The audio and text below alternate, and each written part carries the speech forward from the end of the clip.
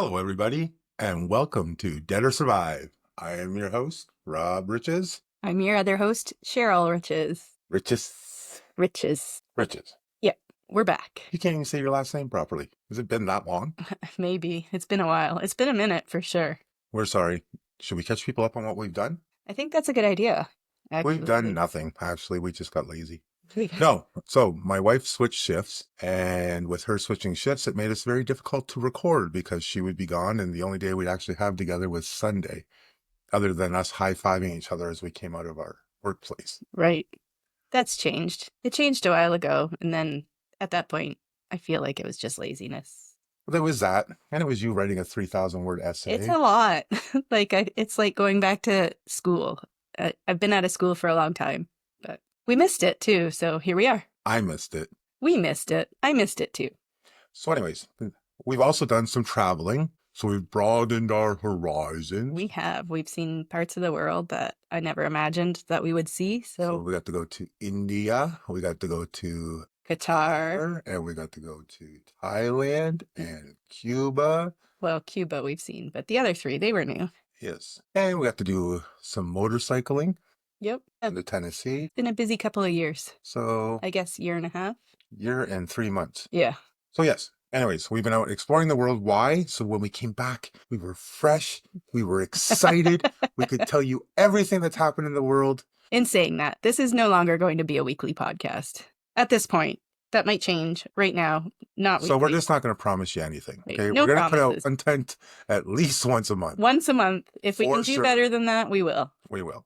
And that's it. That's all we got. That's our promises. So now that you're all caught up, Cheryl's going to start us off with a wonderful, wonderful story, like she always does. I'm sure it'll be uplifting survivalness. Yep, it's always fun. My stories always make you flinch a little bit, but you're going to love my stories.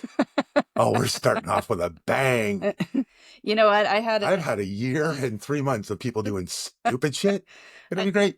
I had an entire other story written, which is also a very good story, but then I came upon this story and I was like, well, that has to be my opening story. So let me get this straight. You didn't want to write stories because it was too much effort to write a story every week. And then for this one, you decided to write 2 stories, but only because the story before that one wasn't as important as the story that you're telling. I'm not going to say it wasn't as important. So when you go to tell us that story, that poor survivor, I get to say, you didn't matter that much. I'm not even going to tell you which story. I might just integrate it somewhere partway into the year. You're not that energetic. Just so you can't say, oh, this is the story that wasn't as important. I'm going to say it anyways. I'm going to say it for every story, so I'm never wrong. What do you think about that? I don't think that's right.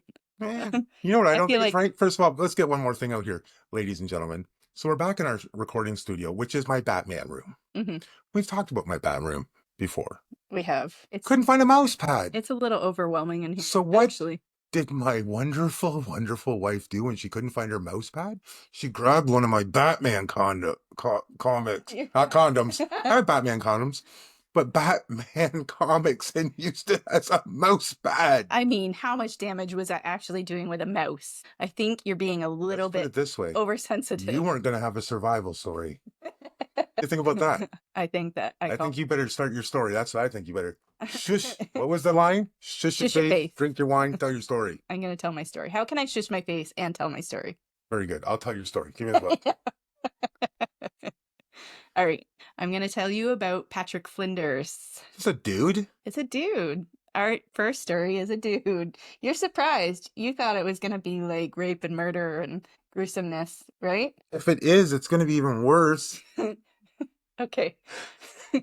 It's going to be worse.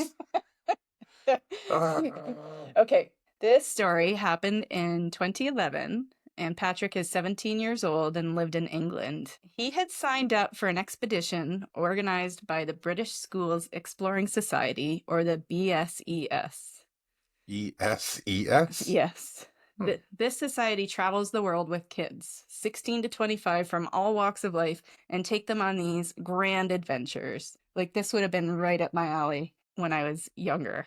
They go everywhere from the Amazon to the Arctic. The people leading these expeditions are unpaid, but they're usually involved with the outdoors, youth work, or teaching. All of the expeditions aim to help in the development of young people through the challenge of living and working in remote and testing areas of the world. So they actually make the kids raise the money themselves for these expeditions. They can't just have mommy and daddy pay for it. So they have to go out and do whatever they need to do to raise the money for these trips. See, daughter, when we told you to go get a job at Tim Hortons, we're not the only ones. The BSES came to Patrick's school, and Patrick was very intrigued. He said, "I love the idea of the Arctic Circle trip. It sounded like something different than the landscape, and the landscape sounded amazing. I've seen documentaries, and it looked cool.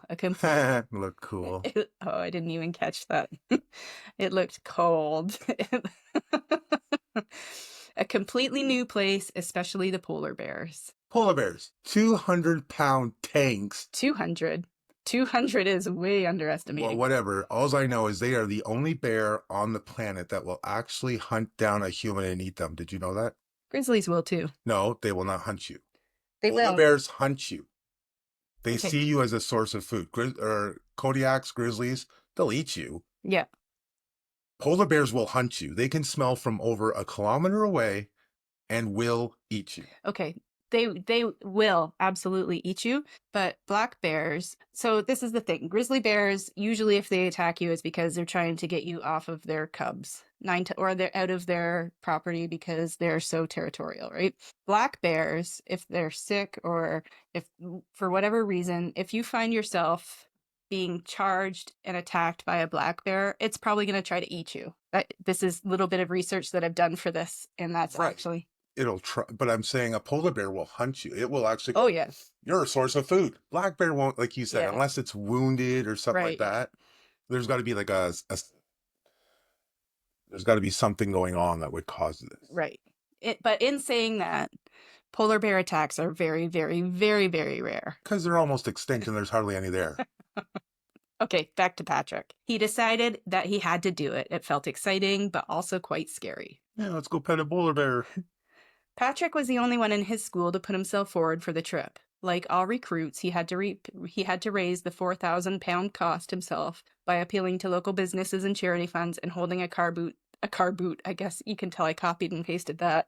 What's a car boot, honey? It's a trunk of a Tell us car. all about it. Trunk of a car. So a car boot sale sounds like he was selling something out of the trunk of his car to cash in on old action figures and DVDs. So they must do that instead of yard sales? Car boot sales? I don't know, but I hope he didn't sell any Batman figures. He probably did. But 4,000 pounds, and I think they were gone for like a month. So really, that's not too unreasonable. Well, 4,000 pounds, that was 8,000 Canadian. I know, but they were gone for like a month and all of their food and plane and... $8,000 a month? I guess. I don't know. It seems reasonable for everything that they had to go through, to me, I think. Okay, so at the time, Patrick lived in an apartment with his dad, who was a retired department store worker. His mom and dad had separated, and Patrick did the thing, and he got himself on the trip. So Patrick was on one of their expeditions in Svalbard. Svalbard is about halfway between the northern coast of Norway and the North Pole. The closest settlement to them was Longyearbyen, which has about 1,000 residents and lots of polar bears. Before they left for the trip, they had a weekend of training to help them cope with the Arctic conditions and how to protect themselves against polar bears. What'd they do, fly them to Canada? That was funny. I don't care who you are. They were equipped with pen rounds, which are pocket-sized flares that are used to scare off the bear. When they're set off, they typically have a flare and some kind of a loud noise. And they were taught how to load a Mauser bolt-action rifle, a powerful gun first used by the German infantry during the First World War and popular because of its reliability. So in 2011, they thought, hey, let's give them a gun that was fired in 1945. First World War. First World War? Mhm. That's even before. 1820. No, 19, I don't know. I think it's 1918. Anyways, we'll have to brush up Yeah. on our history, but it was not 1918. Yeah. That was a war of 1812 or something. The War of 1812 was in 1918. Yes. What are you laughing about? This is your story. You did no research. As you can see, once again, nothing else has changed.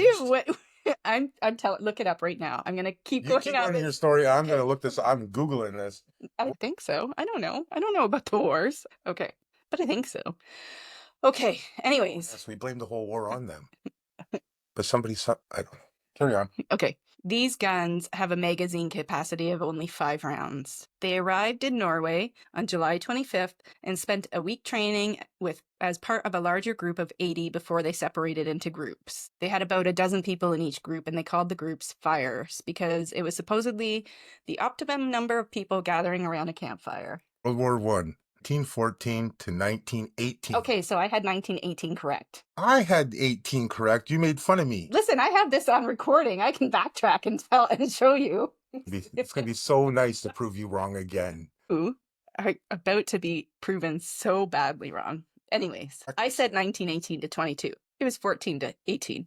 Okay, we're back to the fires, a group of 12, because it's the ideal number of people around a campfire. Patrick's group, including 2 of its leaders, traveled to the Von Post Glacier about 25 miles from Longyearbyen to set up camp.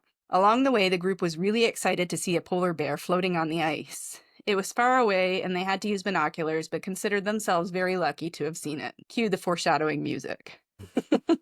We don't have any special. We have nothing. So a few things went wrong here. Normally at these camps, a tripwire is set up using 4 posts. They would set up the tripwires as a square around the camp, and if a bear entered, it would trip the wire and set off a gunshot. It would only be gunpowder, so it's not like it was going to hurt anything, but it would make a loud noise. And usually, this would be good enough to scare off a bear, but at least even if that didn't happen, people would wake up and go like, oh, what's going on? There was just a gunshot, right? Patrick's camp only had 3 posts. So instead of a square, their tripwire was set up as a triangle. Plus, there was something wrong with the firing mechanism. It was missing some brass fittings, and they had to jimmy it up with a paper clip. Awesome. Right. Perfect. Good job.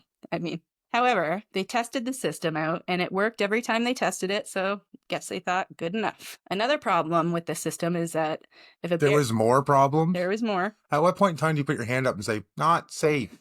Well, the whole system, like even if they had everything in place, they had all 4 posts and everything was going the way it should be. If a bear was to come over and knock over a post instead of walking through the tripwire, nothing would go off. So not foolproof. Normally these camps would either have dogs or they'd have somebody to stay up and stand watch. They had no dogs, and because the night was foggy and very cold, they decided it would be better for everybody to get a good night's rest, since they wouldn't be able to see anything coming anyways. So the night before this incident, there were 3 teenage boys sleeping in a tent. Patrick was in the middle, being between 17-year-old Horatio Chappell and Scott Bennell Smith. Overnight, there were no incidents. No incendiaries went off. No need for anybody to be worried. However, in the morning, Horatio woke up first, and he started unzipping the tent and was immediately killed by a polar bear. Done. He didn't. I thought you said nothing happened the first night. This is in the morning. Night's over. We're in morning. He was Really? waking up to do his morning stretch, and there was a polar bear there waiting for him. It was rearing up on his back paws, and then it just kept jumping on his head with his front paws until his skull was crushed immediately. All right, we got it. When you said he was immediately dead, you didn't have to go into all that. What was this, the dancing bear? Just jumping back and forth. I don't think it was. I don't think it was a happy bear. He sounds like he was jumping and happy. Oh, no, it sounds like it was just getting rid of the threat of Horatio before it could go on. How is he a threat? Because he might have tried to fight him when the bear went after other people, because that's what he did. Oh my. After the bear was sure it had neutralized Horatio, it went back into the tent. It grabbed Scott's sleeping bag and dragged him out of the tent and started mauling him. Other people heard the commotion and started yelling bear or bear attack. The trip leader, 31-year-old Michael Reed, who was known as Spike, grabbed the group's rifle and left his tent. Michael was a little bit worried about hitting one of the kids, but because the bear was so close, he was able to aim directly at the bear's chest. He took aim, pulled the trigger, and nothing. The gun didn't fire. He tried again, and nothing. Michael tried all 4 rounds, but there was nothing. So at this point, the bear noticed Michael with his gun, trying to take him out. It lost interest in Scott and charged right at Michael. Scott was able to get up and run away at this point. Michael shouted at the kids to use their pen rounds, which we talked about, but the pen rounds were stored in a tent away from the kids, and the kids didn't know where to find them. Perfect. Yeah, not planned well. So then the bear started mauling Michael. Michael tried to grab the bear's eyes to stop it, but it didn't work. It was chewing on Michael's head when the other leader, Andrew Ruck, came running out of the tent. He charged the bear in an attempt to save Michael. He picked up rocks and started throwing them at the bear. At this point, the bear had enough of Andrew and it charged him. It knocked him to the ground, and it had both of his paws pinning Andrew's shoulders to the ground. It swiped Andrew's face with its claws and was about to bite down on his face when it got distracted by something else. That something else was the tent again. And here we get to Patrick. What was in the tent that he liked? He seems to keep going back to that tent. I don't know. It must have smelled very tasty. Patrick was laying in his sleeping bag at the beginning of this whole episode. He heard some noises going on while Horatio was being attacked, but wasn't quite sure what was going on. It wasn't until the tent completely collapsed on him that he realized that they were being attacked by a bear. Patrick was obviously terrified. His tactic was to crawl into his sleeping bag and make himself as small as possible. That didn't work. The bear still knew that he was there. Patrick's eyes were squeezed shut because he didn't want to see what was going on, but he could hear the bear being sick right outside of his tent. And then it entered the tent. Patrick started screaming, "I don't want to be here anymore." He opened his eyes for a moment and saw the bear's snout covered in blood.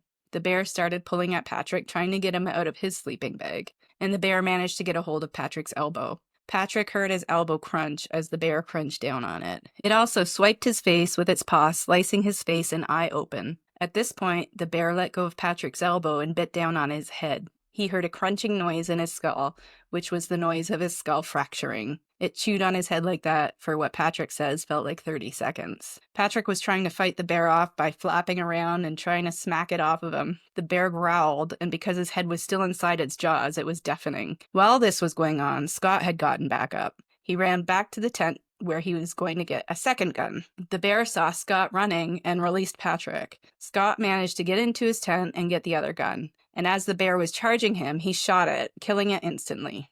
It was... Finally, somebody had a good shot. Yeah. It must have been a good shot because, like, would one bullet usually take down a bear? Way straight in the head, yeah. Yeah, so Depending on how high range. I mean, we're using guns from 1912, 18, 14. We're not going in this again. Don't start that again. Carry on. It was later discovered that the bear weighed around 500 pounds, which is actually pretty small for a polar bear. So I was way off at 200? Yeah, it had really low fat content and it was likely starving. Because of this happening in the middle of summer, it's likely that the bear hadn't eaten in months. I guess polar bears don't eat in the summer. Once the ice melts for the summer, they don't have any way of hunting, so they just fast for the entire summer. Oh. Yeah, I'd be angry too. I'd be hungry. Yeah, I get hungry if I don't have a snack at watching a movie. All of this happened in a really short time, although I'm sure it felt a lot longer to everybody involved. An air ambulance was called to the scene, and it took an hour for them to get there. An hour? An hour. Well, I imagine they're away from most helicopters, right? While they were waiting for the hour for the helicopter, Patrick refused to open his eyes. He was afraid of what he might see. He didn't learn that Horatio was dead until he heard somebody say it on the phone. Eventually, he passed out. When he woke up, he was in the hospital. The bear had mutilated his left eye and ear, left a huge gash in his arm, and fractured his skull. The doctors had to pull some of the bear's teeth out of his skull. I hope he made a necklace out of that thing. Yeah, I wonder if he got anything. Well, I'd be asking for the teeth. Yeah, something. Patrick underwent 2 surgeries to his face. He still has scars today, but they did a pretty good job of fixing him up. I'll put pictures of him up on our Instagram. Michael Reed, or Spike's, jaw was broken. His skull was also fractured, and one of his eye sockets were damaged. He spent 2.5 weeks in the hospital and had several operations to repair deep lacerations caused by the bear's teeth and claws. At one point, his head was in the animal's jaws as well. Scott Bennell Smith, the other tent mate, suffered a broken jaw and lost teeth in the attack. Andrew Ruck, the other leader's eye, was seriously injured and his vision may be permanently affected. We don't know yet. It's 2011. It didn't go... All of the articles, touched briefly on him, and then that was it. You never hear from him again. So I got attacked by a polar bear. It doesn't even get more than... And there was another guy there. That's kind of the way it was, actually. What? Yeah. Okay, so I'm going to take a minute to talk about Horatio Chappell. Losing him was such a loss to so many people. Like I said before, he was 17 when this happened. He was an athletic 6'4" boy with a promising life ahead of him. He was so set on a career in medicine that his friends called him Doctor in Waiting. With that career in mind, he spent the summer of 2011 working at the Duke of Cornwall Spinal Treatment Center, where his father, David, is a consultant spinal surgeon. It was Horatio's idea to go on the trip, organize the BSES, and actually his grandfather was Sir John Chappell, and he was once the president of the society. He was an accomplished trumpet player and an aspiring actor. He won national titles as a water polo player, and he also played rugby. While he was working at the hospital, he brought up that it would be nice for patients to have a garden as a reprieve while in recovery. He started working on that project, but obviously he never got to finish it. They didn't even finish it for him. Well, I'm going to get into that. Oh, you just gotta drink your wine first. Don't worry, people, she's still drinking her wine. Parched. A couple of years later, his parents finished the garden and dedicated it to his life. Okay, back to Patrick and how he's doing today. Obviously, when Patrick's parents found out about the attack, they were very upset. They flew to the hospital where Patrick was to be with him. Patrick's father, Terry, called him a hero for punching the bear in the nose while it was essentially trying to eat him. But his father is also a little bit of a comedian, and he tries to see things on the lighter side of life. He makes jokes that if the bear was smarter, it would have attacked Patrick first, because Patrick is a little more meat on his bones than the other boys do. He also told him that the girls will love him for his bravery, and he will be able to walk through town on a Friday night without any trouble because people will know him as the guy who once punched a 14-foot polar bear. Yep. Might be true. I think, would you mess with a guy that had duped How'd you get that scar? That's not a bear. He also jokingly calls him Quasimodo because of his scars. Well, that's not nice. It's not nice. Quasimodo had a hunchback. Does Dad even read? I mean, if you're going to make a joke, make it about something that, like maybe Two-Face. I think that they just have this relationship, the two of them. 3 months after returning home, Terry had a stroke. Terry was in the hospital for 3 months. Oh, look what happens when you make fun of people. That's right. It left his speech severely impaired and caused memory loss. And Patrick helped his father to recover. And father and son feel like their connection is even deeper now that they've had to help each other recover from such big traumas. But Patrick jokes, if he calls me Quasimodo again, he knows what to expect. See? Anyways, that is my story on Patrick Flinders being attacked and avoiding being eaten by a polar bear. Huh. Well, nobody was raped. Nobody was raped. I kind of feel that down, actually. I don't know. That's your first story. That's my first story. We're back. Have you heard the poem about bears? No. I looked it up because of you talking about there and stuff like that. And I remember this poem when I think I was in Scouts or something like that. Anyways, and this is why I was saying that about which ones will attack you and stuff. Yeah. So the poem is, if it's brown, lay down. Okay. If it's black, fight back. Yeah, because it will try to eat you. If it's white, good night. Oh, yeah, that makes... So that's the actual poem. Yeah. I'm saying that because the brown bears are generally more dangerous and defensive, so playing dead is recommended. Yeah. Black bears are often more aggressive, but less likely to be deterred by playing dead, so fighting back, so making yourself as big as you can and as loud as you can. And if it's a polar bear, yeah, you're probably not solid. There is no survival strategy other than guns. Yeah, I think that the statistic is if a polar bear attacks you, 89% of the time you will die. Yeah. So probably why it says if it's white, good night. Yeah. Anyways, these men. If you're out there and you're in bear country, remember the poem. If it's brown, lay down. If it's black, fight back. If it's white, well, good night. Yeah. Yeah. Or have a very big gun. Yeah. Yeah, these men were very lucky. So I'm sure that they appreciate that they're still here to tell their story. Yeah, and of course they lost a friend along the way. So, yeah. And actually, Patrick says that he feels guilty that he's still here and his friend is not. But you get some of that survival. Yeah, survivor's guilt. Guilt, right? Yeah. And you're laying beside that person one minute and the next minute they're gone, right? Yeah. And you and they were on this trip together and formed this deep connection because when, they're out in the middle of nowhere, yeah. Well, yeah, it's just like, and especially when you're doing the whole trip together and stuff like that, right? Yeah. So, anyways, I guess it's my turn. It is your turn. You're going to love my stuff today. Okay. I'm looking forward to it. So, we are going to start off with a double Darwin. We're going to double down right off the hop. What like two people dying in the same story? 2 people dying at the same time doing stupid stuff. Oh boy. I'm intrigued. And, again, people that may be hearing us for the first time, we do not read each other's stories. No. I do not know anything about her story. So when all the stuff I know about bears or any of the history should I bring up? I guess after being gone so long, we probably should have explained what our podcast is at the beginning. Oh. which Well, we didn't do. if But you've made it this far. you've heard my survivor story. You've heard that part.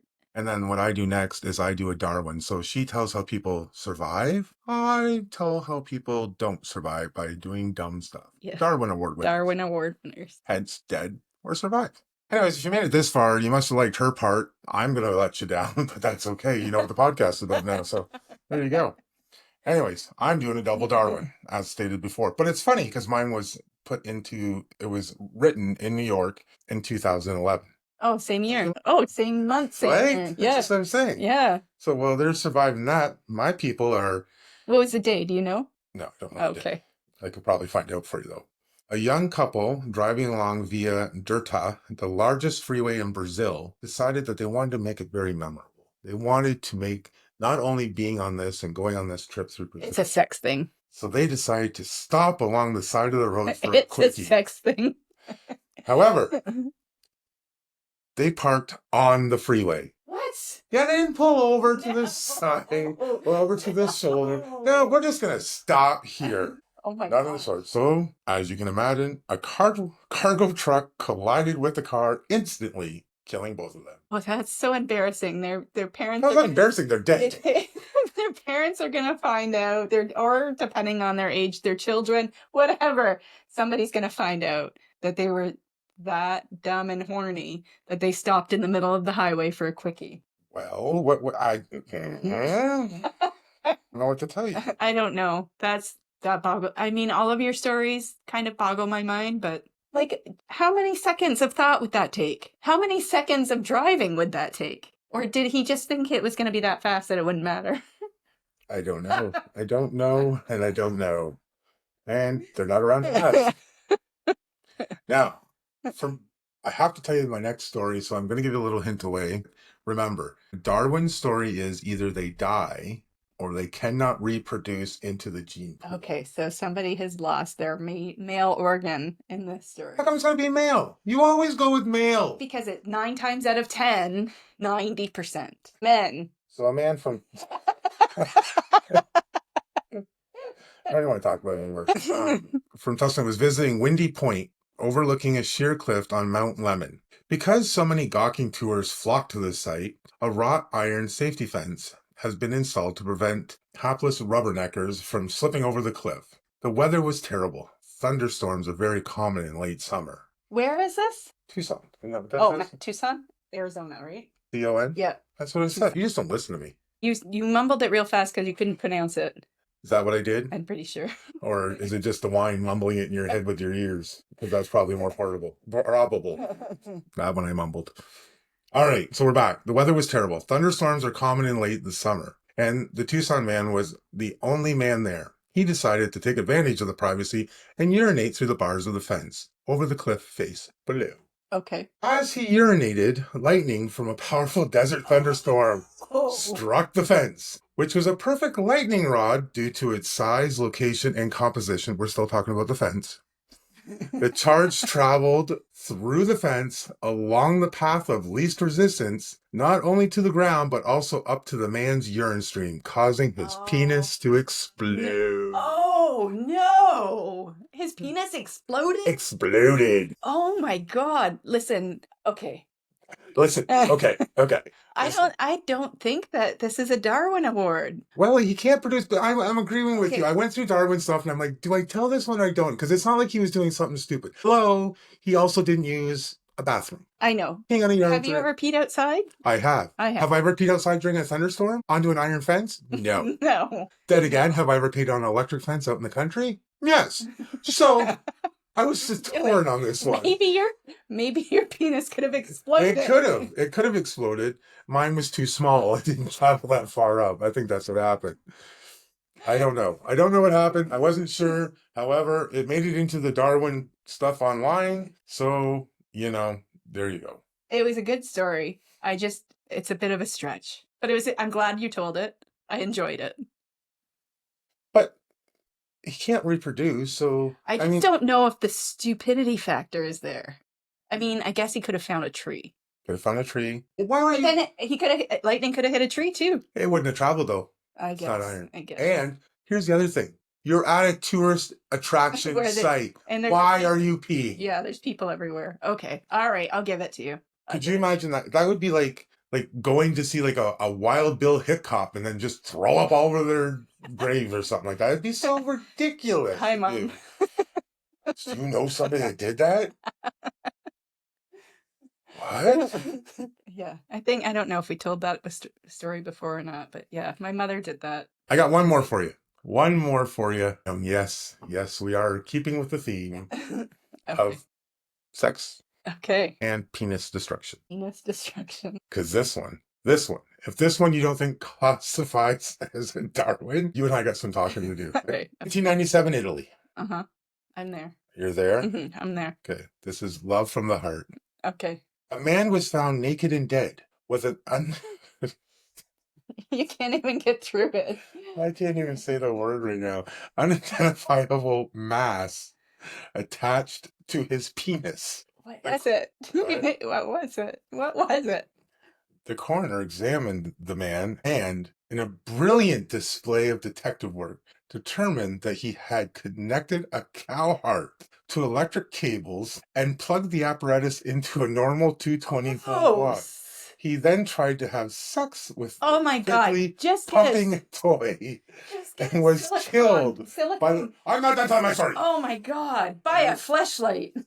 And was killed by the electricity unleashed by the object of his desire. Oh my god. So wow. Like in a world with so much sex and so many sex toys. So many. I guess he just had to find a cow. He thought maybe he had the next. Let's think about this. First of all, maybe he thought he had the first. Maybe he was screwing a heart. That's just gross. It is, but think about it, okay? Humans made AI. They created a robot. Did they take this robot out and go, hey, can you figure out how to fix cancer? Hey, can you go and help with this lung? No. The first thing that humans did was try to fuck it. Okay? I'm serious. That's what they did. They went out and they tried to have sex with this thing. Uh-huh. Yep, that's a thing. Yep. We are such a messed up society. Yes. Anyways, I hope I didn't make too many men go, oh. I think the exploding penis, that probably made a lot of men flinch. Watch where you urinate. I guess. Exploding. Such a big word. I didn't write the story. How do I know? Maybe it was just a little, I don't know. But the story said exploding. I wasn't there. I didn't want to pitch this. Okay. Okay? Yeah. All right. Good. Do you think the dad joke's about a penis? I hope so. It's not. Okay. I'll tell you why it's not. Because it's like meant it's for from children. It's from a kid's joke book that my daughter bought me because I forgot that we did dad jokes at the end of the podcast because it's been so long. So this isn't even going to be a good one. You ready? I'm ready. I'm ready for a bad dad joke. This is going to be really bad, really sad. Should we even tell it? I have to. Okay. What do astronauts use to clean their rockets? What? Comet. Ba-dum-bum. Oh, is Comet even a thing anymore? It's in our bathroom. Is it? Okay. Tells you how often she cleans the bathroom. Tells you who does the cleaning. Ladies and gentlemen, once again, Rob Riches for Dead or Survive. And I'm here along with my... Your wife. You're my wife. Yes. Look, check the hand. Listen. Check the hand. Oh. No. And that's the end of our podcast. Listen, no. I have brand new sparkly hardware on my hand because when we were in Cuba, I was going on a dolphin excursion and my husband said that he would hold on to my rings because I wasn't allowed to wear rings. And while he was trying to attach them to his bracelet and clasp the bracelet for safekeeping, they rolled into the ocean. The end. So, not to be a Darwin survivor, I replaced them. This is true. I'm a survivor, not a Darwin Award survivor. Really? That's how we're ending the podcast? I'm going to end the podcast. All I wanted to say was, this is Dead or Survive. I'm Rob Riches. This is my lovely, beautiful wife, Cheryl Riches. And you had to tell that story. And then I go, bye.